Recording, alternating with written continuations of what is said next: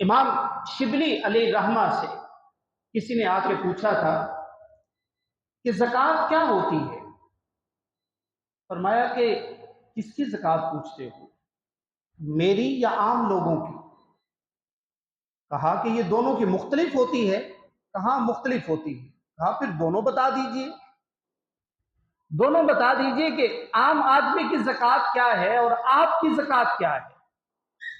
فرمایا کہ عام آدمی کی زکوٰۃ جو شریعت نے فرض کی ہے وہ 2.5% ہے۔ وہ 100 میں سے 2.5% اس کی زکوٰۃ ہے۔ ٹھیک ہے، یہ تو عام بات ہے، آپ کی زکوٰۃ کیا ہے؟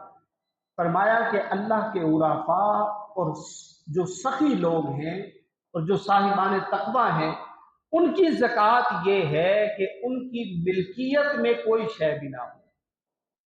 اب یہ عرفاء کی بات ہے کہ ان کی ملکیت میں کوئی شے نہ ہو۔ فرمایا کہ جو 2.5% ہے اس کی تو قرآن و حدیث سے دلیل موجود ہے، کیا اس کی بھی کوئی دلیل موجود ہے؟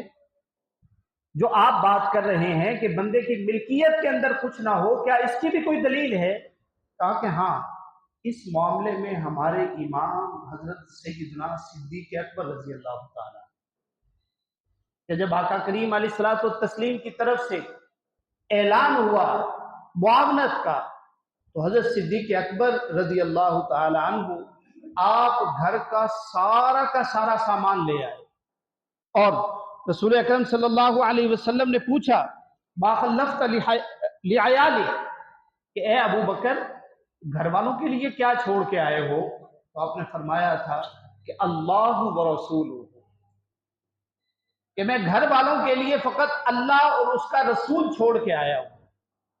یہ دلیل ہے عرفاء کی زکوٰۃ کی۔ اور سخی لوگ بھی اللہ رب العزت کے راستے میں اسی طرح خرچ کرتے ہیں۔ یہ پہلا حجاب ہے آج کی گفتگو کا، اور اوورآل چھٹا حجاب جو سیدنا علی حجویری قدس سرہ العزیز نے کشف المحجوب میں لکھا۔